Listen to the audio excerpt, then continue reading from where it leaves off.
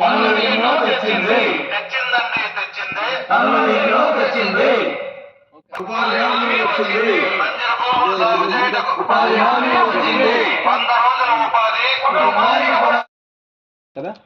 ఈ పనులు వచ్చిన తర్వాతనే పెరిగాయి. తర్వాత డబ్బులు కూడా టర్నోవర్ కూడా ప్రతి మనిషి చేతిలో కూడా బాగా టర్నోవర్ కూడా అయిపోయింది. ఈ పనులు చేయడం వల్ల మీకు నిన్న తెలిసింటది, ట్రెంచులు కొండలకు తీయడం వల్ల కొన్ని బాగుతున్నారు. అంటే పనులు 100 రోజులు పని చేస్తే రోజువారీ వేతనం 307 రూపాయలు ఉంది. 100 రోజులు పని చేస్తే మనకి 30,000 రూపాయల వరకు పంచకంగా లబ్ధి పొందే అవకాశం కూడా ఉంది ప్రతి కుటుంబం. కాబట్టి ప్రతి కుటుంబం కూడా 100 రోజులు పని చేసుకోవాలని కోరుకుంటున్నాం. తర్వాత ఆ పనులు చేసుకోవడం వల్ల ఆర్థికంగా కుటుంబము బాగుపడుతుంది.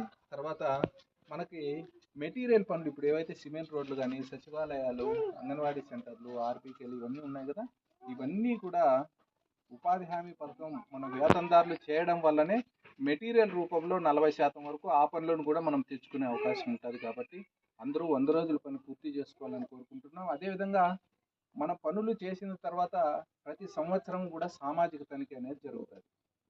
ఆ